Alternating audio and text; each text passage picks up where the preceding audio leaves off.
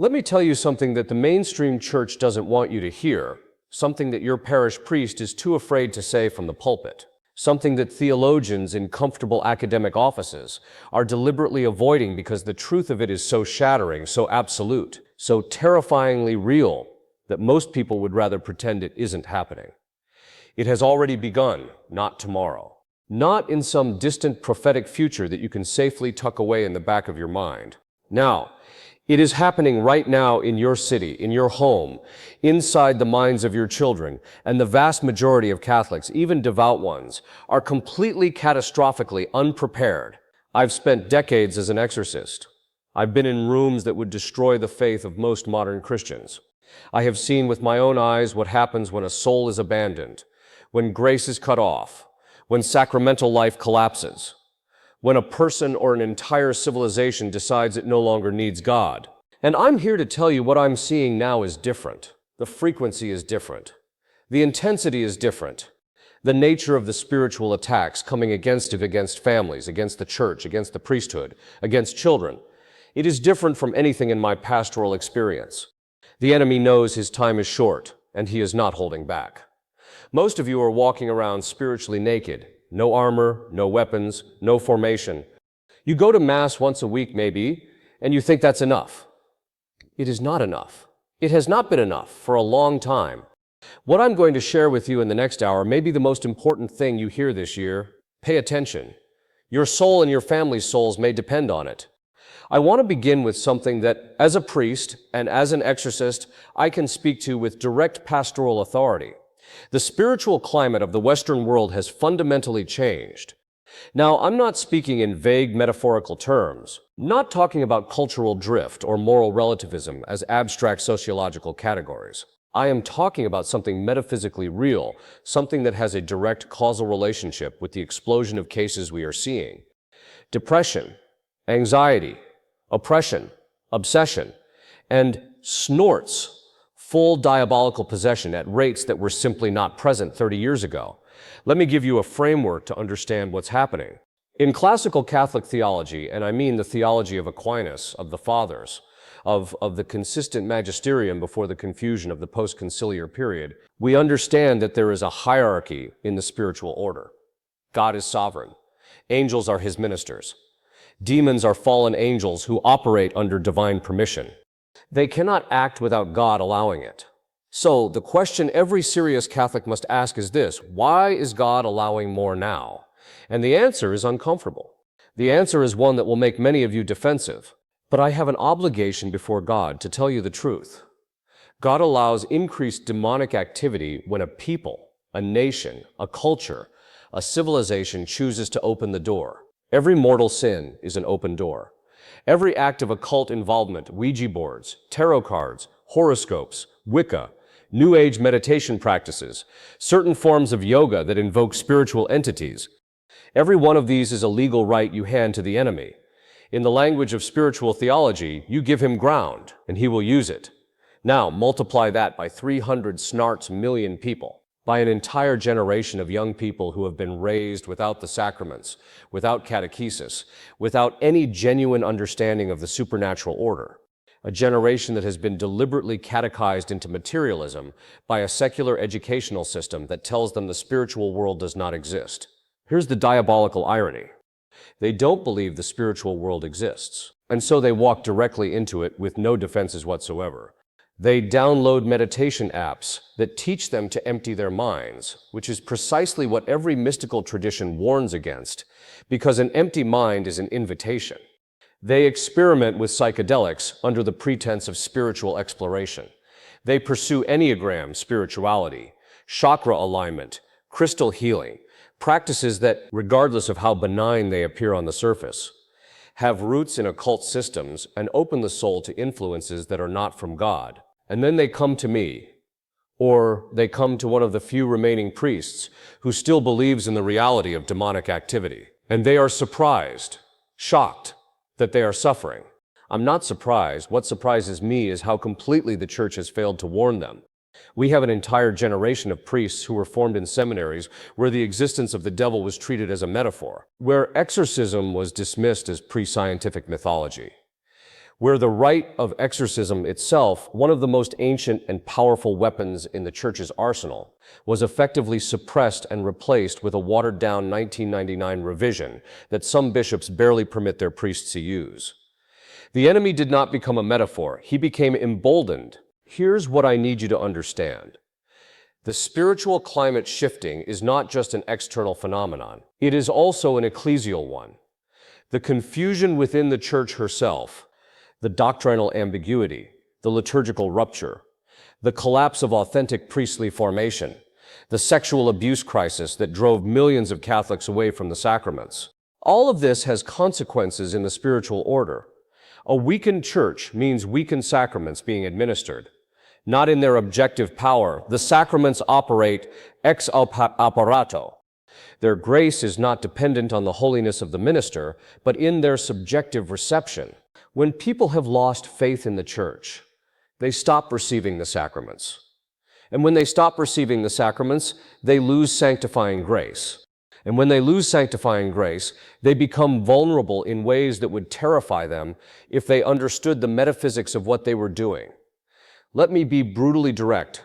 The collapse of sacramental practice in the West is the single greatest spiritual crisis of our time. Not climate change, not political division, not even the culture war, as real as those battles are. Sacraments are the pipeline of grace. They are how God has chosen in His divine wisdom to communicate supernatural life to human souls. When you cut yourself off from that pipeline through sin, through neglect, through apostasy, you are not simply losing some spiritual benefit. You are removing the primary protection that stands between your soul and the forces of darkness. The devil is not impressed by your politics. He doesn't care about your social media posts. He doesn't tremble before your motivational mindset. He trembles before one thing: a soul in sanctifying grace, armed with the weapons of the church, submitted to the authority of Christ. Everything else is noise. The question you must ask yourself honestly before God is this: am I that soul? Is my family that family? Because what is coming will require it. I want to be very precise in what I'm about to say, because precision matters in theology, and it matters even more in spiritual combat. The attack on the family is not random.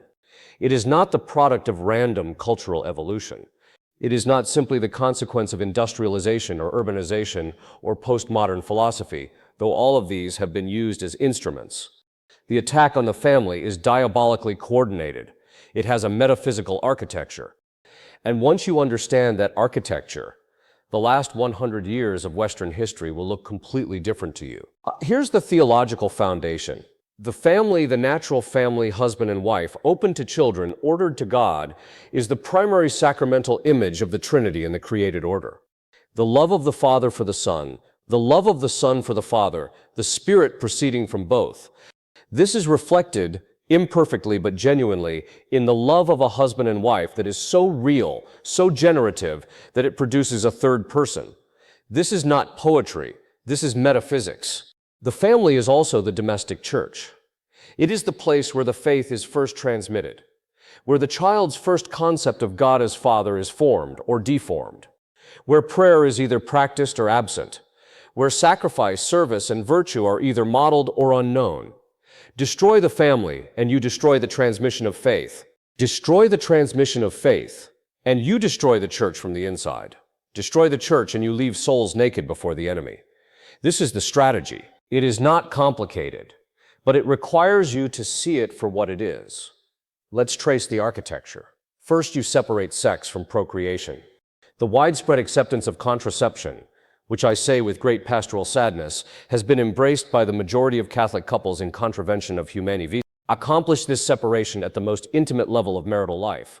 Sex becomes a recreational act ordered to pleasure rather than to life. And when sex is no longer ordered to life, the conjugal act loses its sacramental gravity. Marriage itself begins to shift in the cultural imagination from a covenant to a contract. Second, you separate marriage from permanence. No-fault divorce, introduced in California in 1969 and spreading across the Western world within a decade, destroyed the legal framework that marital permanence. Suddenly, most solemn covenant a human being could make became terminable at will. The consequences for children were catastrophic and are now well documented. But the spiritual consequences run deeper than any sociological study can measure. Third, you separate parenthood from marriage. The normalization of children born outside of marriage, which has gone from less than 5% in 1960 to over 40% in the United States today, means that an entire generation of children is growing up without the integrated witness of their parents' covenant love. The father is absent, physically or emotionally, in catastrophic numbers. And I will tell you this from my pastoral experience. The absence of the father is the single most common factor I see in cases of severe spiritual affliction. This is not coincidence. The enemy knows exactly what he's doing. He knows that the father's authority in the home, when exercised rightly, reflects the authority of God the Father. He knows that a child who grows up with an absent, abusive, or passive father will have a distorted image of God, and that distorted image creates vulnerability. Fourth, and this is where we are now, and where the attack becomes most visible, you target the children directly. You tell them their biological sex is not real. You sexualize them before they have the psychological or spiritual maturity to process it. You expose them to ideological systems in school that are explicitly designed to replace parental and religious authority with state authority. You create a generation of children who are alienated from their bodies, alienated from their parents, alienated from any transcendent framework of meaning, and then when they are sufficiently destabilized, sufficiently isolated, sufficiently without spiritual roots, you offer them the occult because nature abhors a vacuum. The human soul was made for God. It will seek the transcendent. If it cannot find it in Christ and His church, it will find it somewhere. And the enemy makes sure he is there offering a counterfeit. I have spoken with young people who got involved in serious occult practice, witchcraft, Satanism, ritual magic, and virtually every single one of them told me the same thing. I was looking for something real. I was looking for the supernatural. Nobody in the church gave it to me. That is a devastating indictment of our catechetical failure. We gave them committees. We gave them pizza nights. We gave them therapeutic language about feelings and self-esteem. We gave them a faith that was entirely horizontal, human-centered, community-focused, therapeutic, and they went looking for the vertical. They went looking for power, and they found it in all the wrong places. The attack on the family is not accidental, but neither is the antidote. The antidote is a family that is truly ordered to God, a father who leads, a mother who nurtures, parents who pray together, who confess together, who receive the Eucharist together, who catechize their children with doctrinal precision and supernatural conviction, a home where the rosary is prayed, where saints are known, where the crucifix hangs not as decoration but as a declaration of allegiance. That family is a fortress. That family terrifies the enemy. Build one. I have been an exorcist for many years. I want to tell you what I have actually seen, not in the sensationalized Hollywood version, not in the watered-down therapeutic version that some of my brother priests prefer, but in the actual documented theologically precise reality of what occurs when the demonic is genuinely present. And I want you to understand why this matters for your life, even if you have never been anywhere near a formal exorcism. Because the diabolical operates on a spectrum at the lowest level, which is available to every demon, not just the powerful ones. You have temptation. This is where most spiritual combat happens for most people. The enemy cannot force you to sin. He cannot override your free will, but he can suggest. He can amplify your concupiscence. He can exploit your wounds, your fears, your pride, your loneliness, your lust. He can arrange circumstances. He can plant thoughts that feel like your own. Most people don't recognize demonic temptation because it feels entirely internal. It feels like you. This is by design. The enemy is not going to announce himself. He is going to speak in your own voice, with your own vocabulary, exploiting your own particular weaknesses, because he has studied you. He has just watched you. He knows exactly where to push. The next level is oppression. This is where the demonic begins to influence a person's external circumstances, creating patterns of failure, disruption, conflict, and suffering that beyond natural explanation. In my experience, this is far more common than most Catholics realize. Families where nothing seems to go right, marriages that are constantly under siege with no apparent cause, individuals who cannot sustain sobriety or who are plagued by recurring nightmares, or who experience an inexplicable and persistent spiritual darkness even when they are doing everything right. Not every suffering is diabolical in origin. I want to be clear about that. God permits natural suffering for redemptive purposes, and a good confessor will help you discern the difference. But in my pastoral experience, a significant portion of the chronic spiritual suffering I encounter has a diabolical component that goes unaddressed, because nobody in the person's life has the theological framework to identify it, let alone to address it. Then there is obsession, the persistent assault on the mind through intrusive thoughts, fears, and images. Infestation, the demonic presence attaching to a physical location, typically because of sins committed there or occult activity conducted there. Subjugation, where a person has, through repeated grave sin or explicit occult involvement, given the enemy increasing control over their will. And finally, possession, the rarest form where a demon takes direct control of the body, though never the soul. I raise all of this not to terrify you, though a healthy fear of the diabolical entirely appropriate and was standard Catholic teaching for 19 centuries before we decided to pretend the devil was a symbol, but to awaken you to the reality of what you're dealing with. The spiritual life is not a therapeutic process. It is a war. The saints understood this. Read John Vianney. Read Padre Pio. Read Faustina. Read the cure of Ars, who was physically attacked by the demon whom he called the grappling one, hundreds of times over the course of his priestly ministry.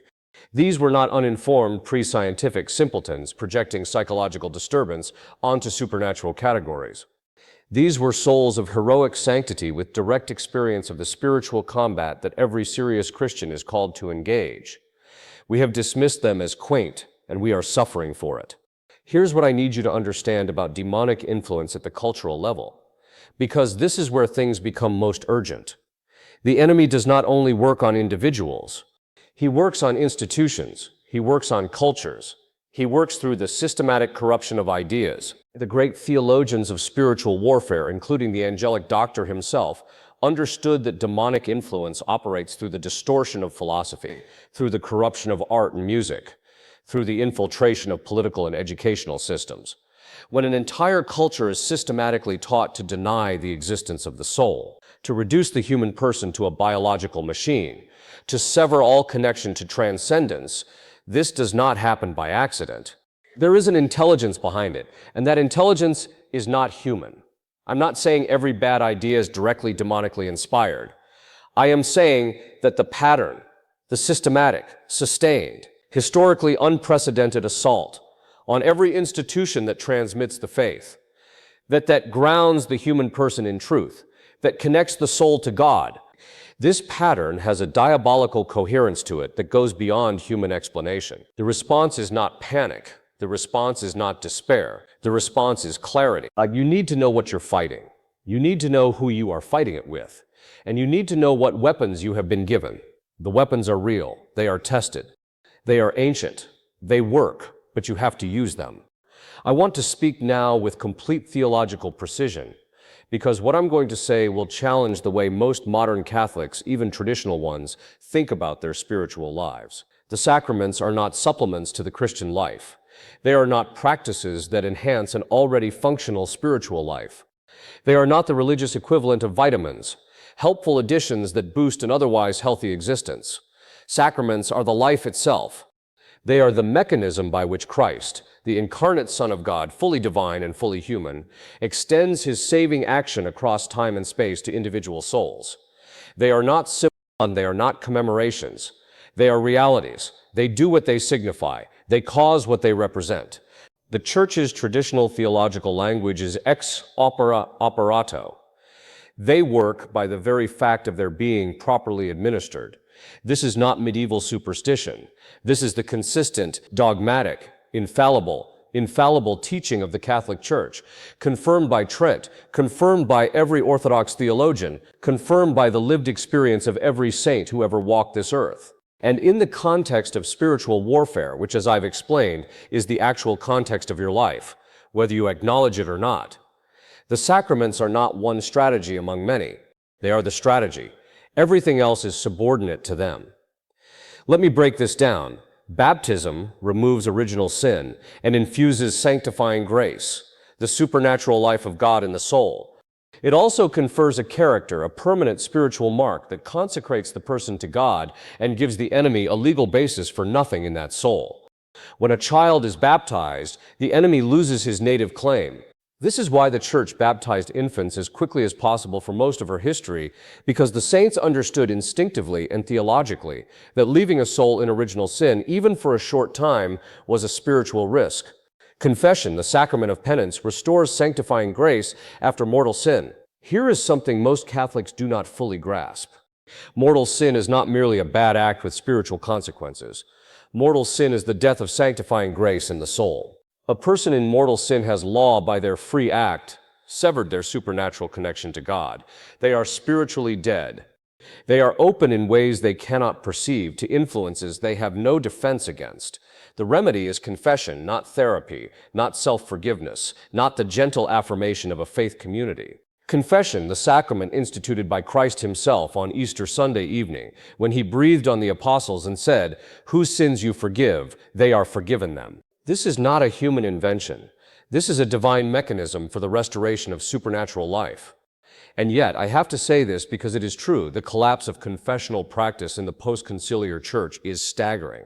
Churches that once had lines for confession now offer it for 30 minutes on Saturday afternoon with no one present. The faithful have been told implicitly and sometimes explicitly that they need not worry about mortal sin, that God is merciful, that he understands that formal confession is perhaps not always necessary. This is pastoral malpractice of the highest order, and it has left millions of souls in a state of mortal sin without sanctifying grace, walking around spiritually dead while believing themselves to be fine because they still identify as Catholic. The enemy is delighted. The Eucharist, the body, blood, soul, and divinity of Jesus Christ, is the most powerful spiritual reality in the created order. It is not a symbol. It is not a memorial meal. It is the whole Christ present under the appearances of bread and wine. And when a soul in sanctifying grace receives the Eucharist worthily, it receives an infusion of supernatural life that strengthens the soul against every attack of the enemy. The Eucharist is the food of angels, or it is the bread of life that Christ promised in John 6. The discourse that caused many of his disciples to leave because they could not accept the literal reality of what he was saying. He did not call them back and explain that he was speaking metaphorically. He let them go, and he asked the 12, "Do you also wish to go away?" This is the center of everything. This is what the demonic hates with an intensity that no human being can fully comprehend. The real presence of Jesus Christ in the Blessed Sacrament is the most threatening reality in the universe to the forces of darkness. This is why, historically, wherever the Church's faith in the real presence has weakened, through bad theology, bad liturgy, or casual sacramental practice, you see a corresponding increase in spiritual affliction. This is not coincidence. Confirmation confers the gifts of the Holy Spirit and strengthens the soul for spiritual combat. Anointing of the sick confers healing grace and prepares the soul for its final passage. Holy orders configures a man to Christ the priest and gives him power over the sacraments and over the enemy in ways that go far beyond his natural capacities. Matrimony confers grace for the specific mission of the conjugal life and family, a grace that is desperately needed and desperately neglected. The sacramental life is not a pious option. It is the infrastructure of supernatural existence. If you are not living it fully, if you are going to Mass without receiving worthily, if you have not been to confession in months or years, if your children are not baptized or are living without the sacraments, then I am telling you with the authority of my priestly office and my pastoral experience that you are engaging in a spiritual war with no armor and no weapons. The enemy knows this. The question is whether you will do something about it. I want to speak now about something that most priests will not address from the pulpit. Not because it is speculative or outside the tradition, but because it is uncomfortable, because it demands a response, because it cannot be received passively. The Catholic tradition has consistently, across private revelations approved by the Church, across the writings of theologians and mystics and saints, across prophetic utterances stretching from Fatima to La Salette to Akita, warned of a coming period of chastisement. I am not a prophet. I do not make private revelations, but I can read the signs of the times through the lens of Catholic theology, and I can tell you this. What I see in the confessional and the exorcism room and the pastoral care of families across this country is not a community preparing for trial. It is a community that has no idea what is coming. Let me be precise about what the tradition says.